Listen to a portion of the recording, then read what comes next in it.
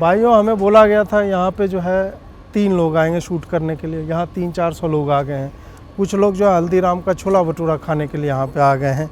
ये डब्बा लेने के लिए आए, ये काम इन्होंने कुछ नहीं किया है। तो ऐसे लोगों से बच करके रहें। और अब थोड़ा इस तरह का माहौल हो गया तो हमें लगा कि, और बाकी लोग हमने देखा कि ट्रेन में इस तरह से चिपके हुए, जैसे बंदरिया के जो तो बच्चे होते हैं जो चिपक जाते हैं, एक ऊपर चढ़ गए कुछ लोग नीचे, वो कुछ पेट में जो है।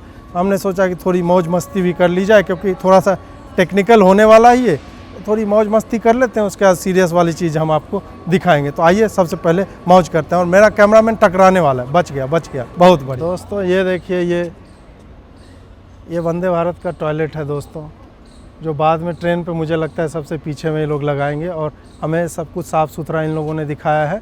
और यहाँ पे चुपके से टॉयलेट जो वंदे भारत ट्रेन का जो लास्ट बॉगी में लोग अटैच करेंगे, और नीले रंग का रखा गया। आप समझ जाइए कि किन लोगों के लिए ये व्यवस्था की गई।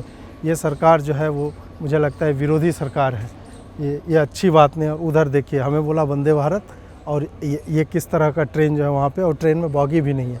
ये मनमौजी ट्रेन है दोस्तों, इसमें कोई बॉगी नहीं है। उधर चलो क्या, देखते हैं कोई सिलेंडर तो रख के नहीं भाग गया है। चालू है। तो दोस्तों ये रही वंदे भारत, और पता नहीं इसके पीछे की बॉगी जो है किसी तकनीक के द्वारा अदृश्य बना दी गई है। इसमें पीछे तो कुछ है ही नहीं दोस्तों। और ये देखिए, इस कौन सी पार्टी का ये लग रहा है आपको, ये हरे रंग की है और पीले रंग की आम आदमी पार्टी की ट्रेन बना दी गई इसमें। और इसको मुझे लगता है, इसमें देखिए दोस्तों, ये पार्किंग में रखा हुआ था, और ये लोग जो है हटा नहीं रहे थे, तो ये एमसीडी वाले यहाँ पे ताला मार के चले गए इनके पहिए में ऐसा। और ये पूरा काला हो गया। ये मुझे लगता है ये पहले वाइट हुआ करता था, एकदम चमचमाता हुआ, लेकिन रंग भेद नीति चल रही है दोस्तों, इस कारण से ये पूरा का पूरा काला हो गया। और इसमें देखिए कालापन कितना है, इसके लिए इन्होंने जो है कितने लीटर का कालापन इसमें है ये भी इन्होंने डाल रखा है। उधर देखिए देश का तेल बर्बाद हो रहा है दोस्तों, वहाँ पे बार बार टपक रहा है। इतनी बूंद तेल में हम 3-4 रेड लाइट क्रॉस कर सकते थे, लेकिन ठीक है, मोदी जी पैसा बर्बाद कर रहे हैं, अब क्या किया जाए। देखिए फिर जो मैं पहले बता रहा था आप लोग को, या संभवतः बाद में बताऊंगा, एडिटिंग जैसी भी होगी उससे पता चलेगा। जहाँ पे 2 चक्कों में काम हो जाना था, वहाँ 6-6 चक्के लगाए हुए हैं दोस्तों।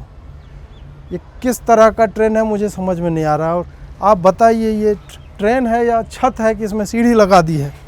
सीढ़ी क्या आवश्यकता थी इसमें? और सीढ़ी में एक ही आदमी चढ़ सकता है। इसमें टाइटैनिक वाला पोज यदि ऐसे करके मैं देना चाहूँ और मेरी पत्नी पीछे से ऐसे पकड़ ले तो कितना मज़ा आ जाएगा। लेकिन इसमें भी लग रहा है किसी ने, कोई सांड वांड ने इसमें धक्का मार दिया, ये भी पिचक गया है। और इससे पहले कि मैं चढ़ूँ और ये ट्रेन लेकर के भाग जाऊँ, मुझे लग रहा है कोई आकर के रोक देगा। और दोस्तों इसमें मैं थोड़ा टाइटैनिक टाइप का कर ही लेता हूँ जब आ गया हूँ। अब तोंद खींच लेता हूँ दोस्तों, बहुत बढ़िया। मोदी जी ने मौज करवा दी है दोस्तों। अरे दोनों तरफ से सीढ़ी है, इसमें कहीं से भी आदमी चढ़ सकता है, उतर सकता है। उधर से चढ़िए, इधर से भाग जाइए। भारत का झंडा भी लगा हुआ है, इससे पता चलता है कि इंडियन रेलवे। ये पचका नहीं, ये डिज़ाइन ही ऐसा है इसका। ओहो, सॉरी मोदी जी, सॉरी अश्विनी जी, ये थोड़ी सी मतलब गड़बड़ हो गई। अरे बाप रे बाप, मुझे थोड़ी एक्सरसाइज कर लेनी चाहिए, बाँह उठ गई है। चलिए दोस्तों, अब तो अभी जब हमने पूरा शूट कर लिया तब हमें बताया जा रहा है ये वंदे भारत नहीं है। बताइए, ये वंदे भारत नहीं, हमें ठग लिया गया दोस्तों। भारतीय मीडिया से हूँ और यूट्यूबर भी हूँ मैं, इन्फ्लुएंसर। तो मैं 3-4 चीज़ हूँ यहाँ पे, इसलिए मैंने सोचा कि अपने व्यवसाय की जो एक आप कह सकते हैं परंपरा है, उसको जारी रखते हुए कि हम कहाँ से कुछ नया दिखा सकें इसमें, जो हम वंदे भारत की आज वीडियो बनाने आए हैं। तो हमने सोचा कि ऊपर तो 300-400 लोग हैं ऑलरेडी, मतलब ट्रेन में इंजन रूम में 700-800 लोग खड़े होकर के, और मुझे लग रहा है खुद ही ट्रेन चला लेंगे। तो मैंने सोचा कि हम लोग कुछ नया कैसे कर सकते हैं। तो हम लोग ट्रेन के नीचे आ गए हैं जहाँ कोई नहीं आता, और ये एक अच्छा सा मुझे लग रहा है कि लुक भी आ रहा होगा। मैं थोड़ा सा आगे बढ़ूँगा ताकि मेरे कैमरामैन का सर जो है फूट जाए किसी चीज़ से टकरा करके। और हम दिखाना चाहते हैं कि नीचे में क्या रहता है ट्रेन के, क्योंकि ऊपर तो आपने बहुत सारा जो है देख रखा है। नीचे में आप देखिए बहुत सारे तार हैं, ये पहिए हैं जो लोहे के बने हैं, जिसे पुलकित थोड़ी देर पहले करा। सब टायर वायर जो हम लोग देखेंगे, और ये टायर पंचर नहीं होते हैं, सबसे अच्छी बात ये है। तो इससे मुझे लगता है कि बहुत सारे लोगों का रोज़गार जो है वो ख़त्म करने की साजिश जो चल रही है। तो अब बन ही रहा था तो यार टायर लगवा देते, इसमें थोड़ा ठीक रहता।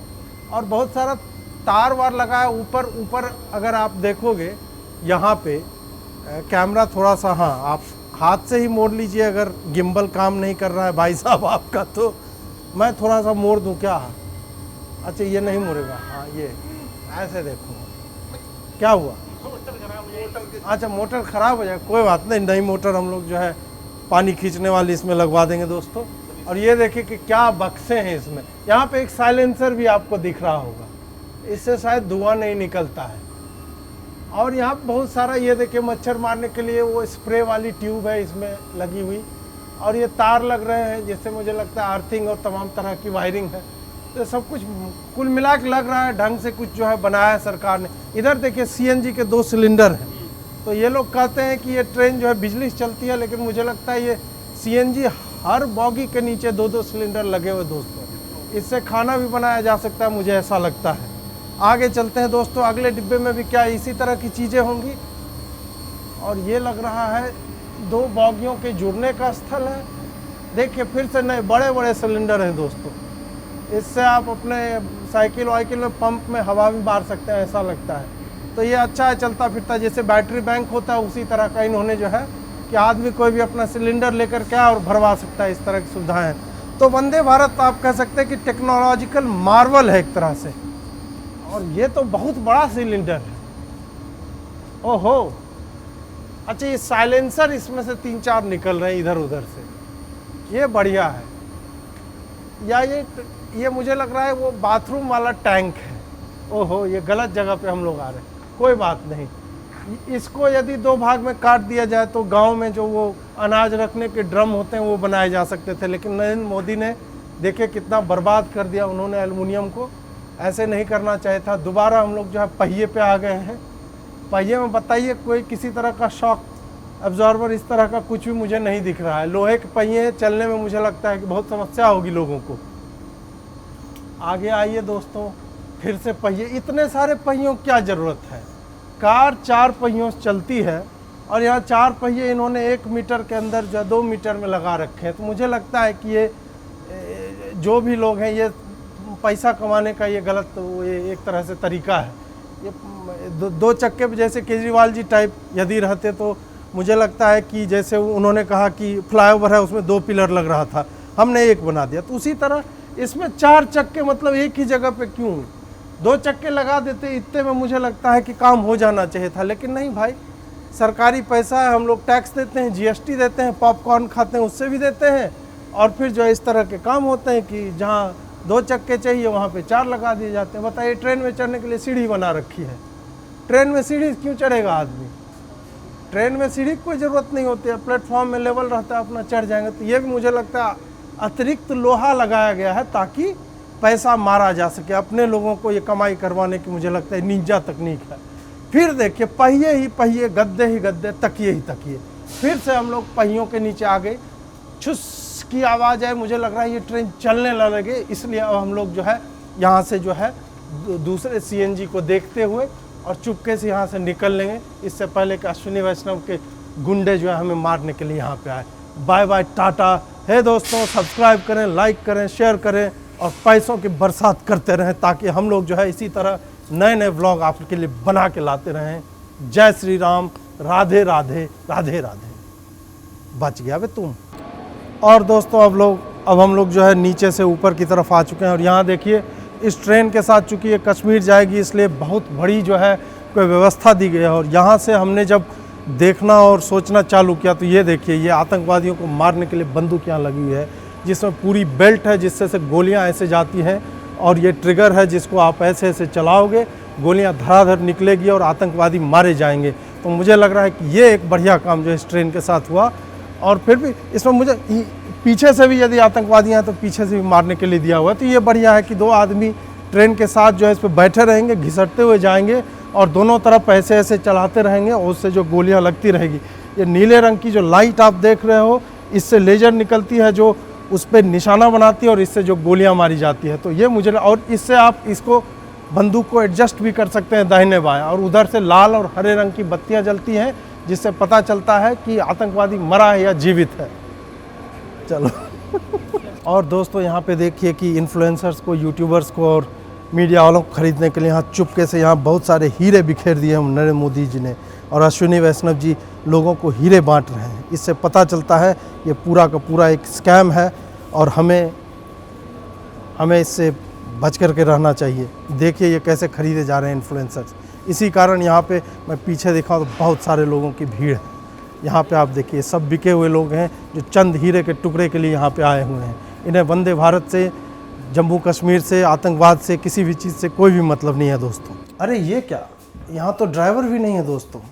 ये 2 खाली कुर्सियाँ जो है किसी तकनीक के द्वारा इस ट्रेन को चला रही हैं। इसमें माइक भी है जिससे आप गर्लफ्रेंड या बॉयफ्रेंड से बातचीत भी कर सकते हैं, और यदि आप इस लीवर को खींचेंगे तो ये ट्रेन हवाई जहाज़ भी बन सकती है दोस्तों। तो मुझे लग रहा है कि ये एक अच्छा प्रयास किया नरेंद्र मोदी जी ने। फिर भी मुझे लगता है कि 2 ड्राइवर तो कम से कम रहने चाहिए थे यहाँ पे। और देखिए ये घर का इन्वर्टर भी ऑन ऑफ करने की स्विच यहाँ पे इन लोगों ने दिया। बहुत सारा ये तिरंगा टाइप का आपको दिख रहा होगा, लाल पीले बटन्स जो हैं वो, जैसे वो कौन था, गैंडा स्वामी को रोकने के लिए राजकुमार यूज किया करते थे ऐसे बटनों का, और उससे फ्यूज कंडक्टर जो निकाले जाते थे। तो ये मुझे लग रहा है कि ठगने के लिए ये सब दे रखा है, इसका कोई मतलब नहीं होता है दोस्तों। ये फर्जी है, ये सारा मुझे स्कैम लग रहा है। और ये देखिए कैमरा लगा रखे हैं, कैमरे से आगे देख रहा है। जब शीशा दिया हुआ है तो दोस्तों फिर इस कैमरे की क्या ज़रूरत है। ये सारा मुझे लग रहा है कि इन्होंने फर्जीवाड़ा किया हुआ है। और देखिए यहाँ पे DTC लिखा हुआ है, जो कि दिल्ली ट्रांसपोर्ट कॉरपोरेशन है, वो बस चलाती है। यहाँ पे DTC का कैमरा क्यों है? ये सारा कुछ ये स्कैम चल रहा है दोस्तों। और मैं जो आज पर्दाफाश करने के लिए यहाँ पे आया हुआ हूँ, एक एक चीज़ में पर्दाफाश करूँगा आज। नमस्कार दोस्तों, जब हम भारतीय ट्रेन की बात करते हैं तो बहुत अधिक प्लेजेंट मतलब हमारे पास कुछ देखने के लिए होता नहीं था अभी तक के लिए। पिछले कुछ वर्षों में हमने देखा है कि नरेंद्र मोदी की सरकार हो, फिर उसके बाद लगातार जो भी रेल मंत्री आए, चाहे सुरेश प्रभु हों, पीयूष गोयल हों और अभी अश्विनी वैष्णव हों, इन लोगों ने 3 चरणों में मैं देखता हूँ, या 3 डायमेंशंस में पूरे रेलवे के एक्सपीरियंस को अपलिफ्ट करने की चेष्टा की और लगातार करते रहें। चाहे फ्रेट कॉरिडोर की बात हो, उधर बुलेट ट्रेन्स बन रही हैं, या फिर आप देखेंगे इंफ्रास्ट्रक्चर जो है वो इम्प्रूव हो रहा है। अब इसी श्रृंखला में हम देखते हैं कि अभी अश्विनी वैष्णव जी, एक तो मेक इन इंडिया पे बहुत अधिक ध्यान है कि जो भी बने यहीं पर बने। एक तो ट्रेन हमारे स्वदेशी होते जा रहे हैं, और स्वदेशी ट्रेन्स में हम देख रहे हैं कि विदेशी स्तर की सुविधाएं, जैसे कि अभी हम वंदे भारत जो स्लीपर है, जो जम्मू कश्मीर में जाने वाले, श्रीनगर से आगे ये जाएगी, तो उसमें किस तरह की सुविधाएं, उस पर तो हम चर्चा करेंगे ही। लेकिन उससे पहले मैं बताना चाहता हूं कि 3 चीज़ें हैं। एक है स्टेशन। यदि आप देखोगे, और हम स्क्रीन पे फोटोग्राफ्स भी लगाएंगे, कि स्टेशंस लगातार ही इम्प्रूव करती जा रहे हैं भारत में। जहां भी पुराने स्टेशंस थे उनका कायाकल्प हो रहा है, और एक बार जब आप इस तरह की सुविधाएं देने लगते हैं तो धीरे धीरे लोगों के व्यवहार में भी परिवर्तन आता है। वही लोग जो ट्रेन के स्टेशन पे, प्लेटफॉर्म पे गुटखा थूकते थे, अचानक से उनमें ये एक बदलाव आता है कि ये साफ़ है, इसे साफ़ रहने दें। हालांकि we have a long way to go in that aspect as well. तो पहला तो है कि स्टेशन के इंफ्रास्ट्रक्चर को हम बेहतर करें। दूसरा है रेलवे का सपोर्ट इंफ्रास्ट्रक्चर, जैसे कि अभी चेनाब वाला ब्रिज जो आपने देखा होगा, मुझे लगता है कि भारत और संभवतः विश्व का सबसे ऊंचा रेलवे ब्रिज उस तरह का है। तो उसमें भी इन्वेस्ट किया जा रहा है। बहुत पहले लोगों में ये विज़न भी नहीं होता था कि हम क्यों कनेक्ट करें। अब ये वंदे भारत जो चलने वाली है, ये 100 किलोमीटर ये टनल से ही जाएगी, और टनल खोदना अपने आप में आप कह सकते हैं कि इतना दुष्कर और कठिन कार्य है, वो भी जब पहाड़ों को काट करके ले जाना हो।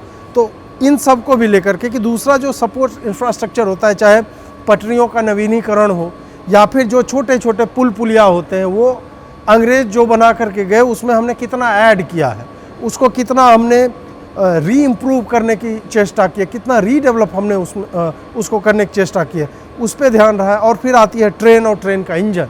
एक तो T18 हमारा semi high speed train engine जो भारत में ही डेवलप हो रहे हैं, उसके साथ साथ ये पूरे वंदे भारत और नमो भारत ऐसी ट्रेन्स की श्रृंखला है, जिसका पूरा का पूरा एक तरह से आप कह सकते हैं कि ध्यान इस बात पर है कि हम भारत में ही ऐसी ट्रेन्स बनाए। जो एक होता है ना कि एक, मैं अभी आपको थोड़ा सा अपने पीछे दिखाना चाहूँगा, एक यहीं पे वंदे भारत भी है और एक सामने में एक जो है टिपिकल हमारी ट्रेन की इंजन वहाँ पे लगी हुई है। तो इस तरह का इंफ्रास्ट्रक्चर हम देखने को एकदम बॉक्सी टाइप का, जो 100 साल पुराना या संभवतः 75-80 वर्ष पुराना जो डिज़ाइन, अभी आप वंदे भारत को देखोगे तो ये लुक में, फील में आपको चाहे अंदर से हो बाहर से हो, आपको एक अलग स्तर का लगता है। उसमें आपको एक नयापन दिखता है और इनवाइटिंग नेचर का दिखता है। पहले ये लगता है कि ट्रेन पे आदमी विवशता में चढ़ रहा है कि यार चलो यार किसी तरह से समय काट करके निकल जाना, बट उसी ट्रेन को किस तरह से कंफर्टेबल बनाया जा सकता है,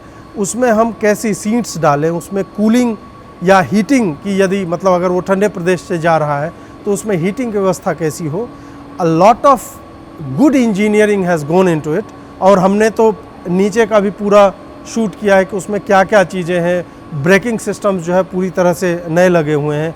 आपको जो वाटर टैंक्स हैं वो सिलिकॉन पैडिंग की हुई है ताकि उसमें -20 तक के टेम्परेचर में जल जो है वो गर्म ही रहे, क्योंकि ये ठंडे प्रदेश से जाएगी।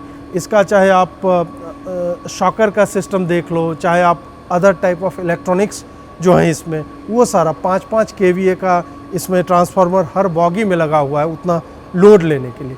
ये सारी चीज़ें जो है वंदे भारत को एक उत्कृष्ट ट्रेन की श्रृंखला में, और मैं यह नहीं कह रहा हूँ कि अभी जो है पूरा हम जो है बहुत बढ़िया एकदम वर्ल्ड लेवल के हो गए, लेकिन पहला कदम उठाना भी, दूसरा कदम उठाना भी हमें उस तरफ ले जाता है जो मुझे लगता है किसी भी राष्ट्र के लिए अत्यावश्यक हो जाता है। ये लोको पायलट केबिन है और सामान्यतः जो आपने पहले केबिन्स देखे होंगे उसमें इस तरह का माहौल नहीं रहता है। माहौल मतलब मैं केवल टेक्नोलॉजी की बात नहीं कर रहा हूँ कि ये पूरा डैशबोर्ड है जहाँ पे CCTV आपको जो है फुटेज मिलता रहेगा आगे पीछे दाहिने बाएं वो सब का।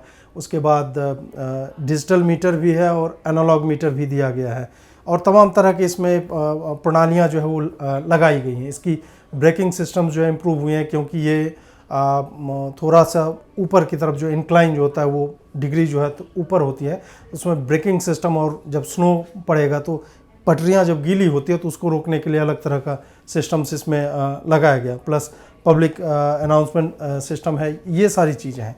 लेकिन जब आप मतलब एक सामान्य सी कुर्सी को जब आप देखते हैं, ये चेयर जो है, ये पायलट का चेयर, ये अर्गोनॉमिकली इतना अच्छा है कि लॉन्ग डिस्टेंस के लिए भी इस पे आप आराम से बैठ करके, जो भी पायलट होते हैं, लोको पायलट होते हैं, दे कैन गो ऑन। इसमें उस तरह का फटीग नहीं होता है। और रेलवे ने पिछले कुछ वर्षों में, अश्विनी वैष्णव जी एक बार बता रहे थे, उनका ट्वीट था संभवतः, जब कांग्रेस उनके ऊपर अटैक कर रही थी तब उन्होंने बताया था कि किस तरह से पायलट्स को अधिक समय तक, मतलब लंबी लंबी दूरियों पे लगातार ना चलना पड़े, और उनके भीतर जो एक तो नॉर्मल फटीग होता है यहाँ होने का और आराम नहीं मिल रहा है, तो उससे जो है आगे ट्रेन में एक्सीडेंट्स की या इस तरह की संभावनाएं जो है बढ़ जाती है। तो उसके लिए उन्होंने ड्राइवर के लिए चेंजिंग रूम कह लीजिए, रेस्टिंग रूम, इन सब को मॉडर्नाइज किया है।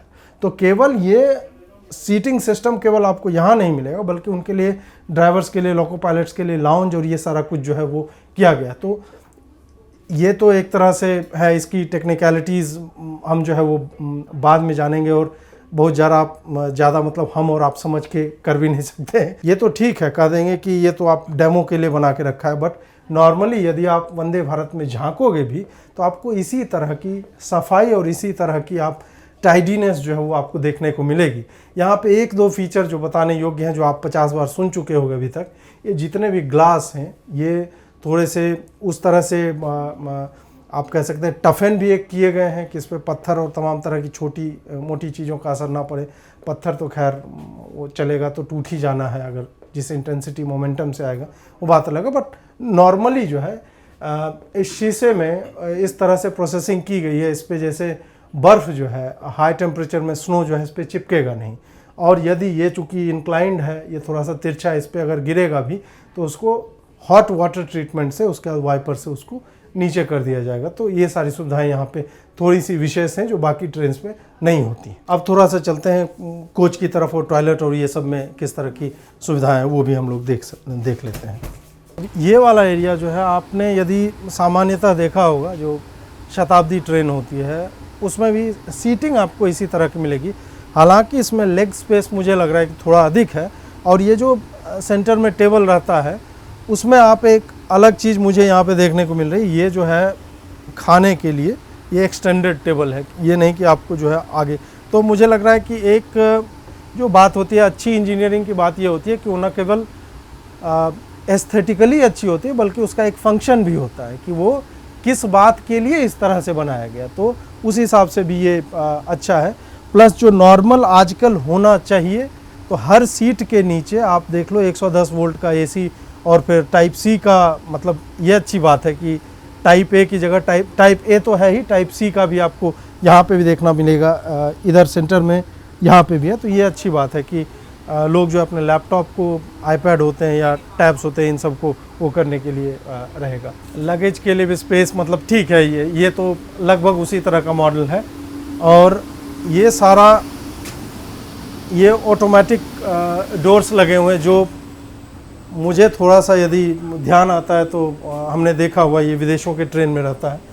ये टॉयलेट है और टॉयलेट अच्छे से बना हुआ है, इसमें वर्किंग है, नॉन वर्किंग है, उस सब के लिए वहाँ पे दिया हुआ है। और कुछ कुछ चीज़ें जो है मतलब सामान्यतः आप टॉयलेट में क्या ही बात करोगे, लेकिन यदि आप देखो तो इधर साइड में इधर ग्रैब बार देना कि आदमी बैठे अगर उस तरह की थोड़ा बहुत हिलता डुलता है तो उसको वो ग्रैब कर सके। उसके बाद आप हॉट और कोल्ड वाटर दोनों यहाँ पे, चूँकि ये उसी तरह का ट्रेन है, ठंडे प्रदेश में चलेगा तो उस कारण से दिया हुआ है। और थोड़ा सा मुझे लगता है स्पेशियस भी है।